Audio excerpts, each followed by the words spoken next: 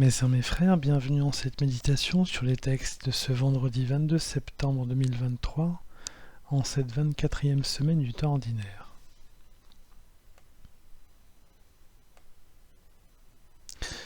La bonne nouvelle du Christ ressuscité nous libère de ce monde. C'est l'expérience vécue par 3 disciples du Seigneur Jésus, 3 femmes, dans l'évangile de Luc de ce jour. Marie-Madeleine, Jeanne, épouse de l'intendant d'Hérode, et Suzanne. Toutes les 3 vont aider Jésus et les apôtres grâce à leur argent et à leurs biens. Elles ont été en effet guéries du mal qui les habitait. L'Évangile nous dit « Les 12 l'accompagnaient, ainsi que les femmes qui avaient été guéries de maladies et d'esprits mauvais. Marie, appelée Madeleine, de laquelle étaient sortis 7 démons. Jeanne, femme de Cousa, intendant d'Hérode. Suzanne et beaucoup d'autres qui les servaient en prenant sur leurs ressources. » Lorsque vous avez été sauvés d'un grand mal, vous êtes reconnaissant à ceux qui vous en ont libéré. Vous êtes prêts à faire beaucoup pour eux, et vous savez faire la part des choses entre l'essentiel et l'accessoire. Ici, les 3 femmes citées, mais il y en a d'autres, regardent les biens matériels comme appartenant à Dieu, à la fois parce qu'ils en relèvent de droit, puisque c'est Dieu qui a donné ces biens par son abondante providence, mais aussi parce que, de fait, Dieu a répondu à un appel particulier pour les sauver du mal. Ces 3 femmes vont regarder désormais leur argent et leurs biens non plus comme une source possible d'enrichissement personnel, mais comme une cause possible d'œuvrer pour le bien et pour le royaume de leur Seigneur Jésus-Christ. Elles suivent en cela l'avertissement de l'apôtre Paul dans sa première lettre à Timothée, lorsqu'il dit « Ceux qui veulent s'enrichir tombent dans le piège de la tentation, dans une foule de convoitises absurdes et dangereuses, qui plongent les gens dans la ruine et la perdition. Car la racine de tous les maux, c'est l'amour de l'argent. » Dans les évangiles revient aussi régulièrement dans la bouche de Jésus qu'on ne peut servir à la fois Dieu et l'argent, car l'argent nous rend dépendants de ce monde. L'argent appelle à l'accaparement des biens pour eux-mêmes au lieu d'être un moyen de se libérer du monde. Saint François faisait ainsi l'éloge de la pauvreté pour éviter de devoir avoir d'autres biens supplémentaires pour protéger les premiers biens à posséder. Par exemple, une épée pour protéger les biens matériels. Si nous ne possédons rien, nous ne craignons rien et nous n'avons plus rien à défendre, sinon la vérité de l'Évangile et lui seul. Ces 3 femmes nous incitent à la reconnaissance et à la sagesse. Elles nous montrent la voie de la reconnaissance envers notre Seigneur et Sauveur Jésus-Christ. Nous ne mesurons pas assez sa puissance de salut. Jésus-Christ nous a sauvés de la perdition et d'un bannissement éternel, de la proximité avec notre Dieu. Il nous a ramenés dans ses bras par l'exemple qu'il nous donne et par l'immense amour qu'il a montré dans son rachat de notre humanité.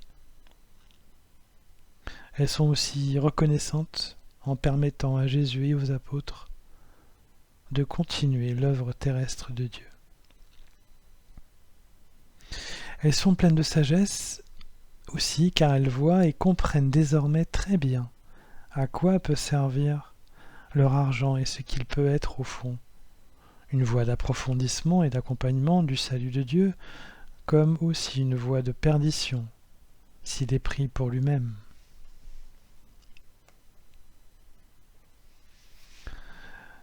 Mes sœurs, mes frères, soyons comme ces femmes, libérons-nous de ces pesanteurs matérielles, et n'ayons pas peur du lendemain, ce que nous enseigne l'observation des lys et des oiseaux du ciel dans un enseignement donné par notre Maître dans les évangiles. Dieu s'occupe bien de faire croître les lys et de donner à manger aux oiseaux. Ne craignons rien, Dieu pourvoira combien plus à notre sort.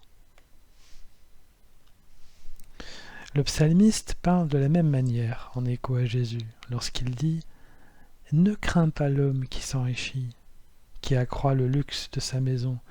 Aux enfers, il n'emporte rien. Sa gloire ne descend pas avec lui. » Libérons-nous des angoisses matérielles parfaitement légitimes. Cela nous mènera à l'émerveillement du monde. Tant que nous vivons avec cette angoisse, ou cette peur, ou cette crainte de manquer, nous ne connaîtrons ni la paix, ni la joie, car nous serons toujours attachés à ce monde.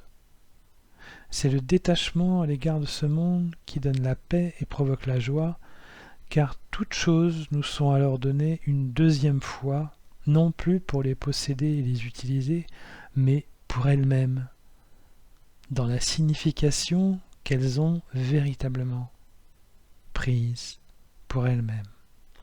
Nous redécouvrons alors la vie et tout ce que la terre peut produire. C'est un sentiment de jubilation intérieure et d'émerveillement permanent devant la beauté et la spontanéité du monde.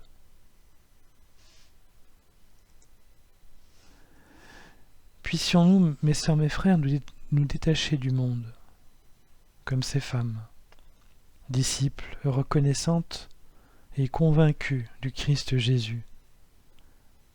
Elles nous montrent un appauvrissement volontaire qui conduit à la paix et à la joie de voir le monde avec un œil renouvelé, en aidant à la construction du royaume.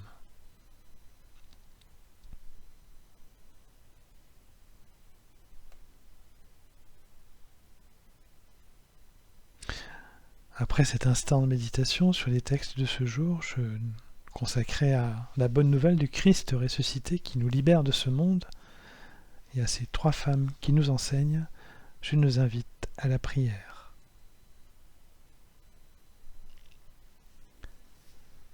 Ô Jésus, divin Maître, ton exemple et ton salut donné à tous nous emmènent vers ton amour infini, bien plus élevé que ce monde. Garde-nous de succomber à tout ce qui pourrait alourdir notre vie quotidienne et d'oublier la grâce de ton salut et notre reconnaissance. Que ton sacrifice nous fasse brûler d'amour pour toi et pour tous ceux que nous rencontrerons et témoigner d'une joie profonde et inconnue devant ce monde nouveau.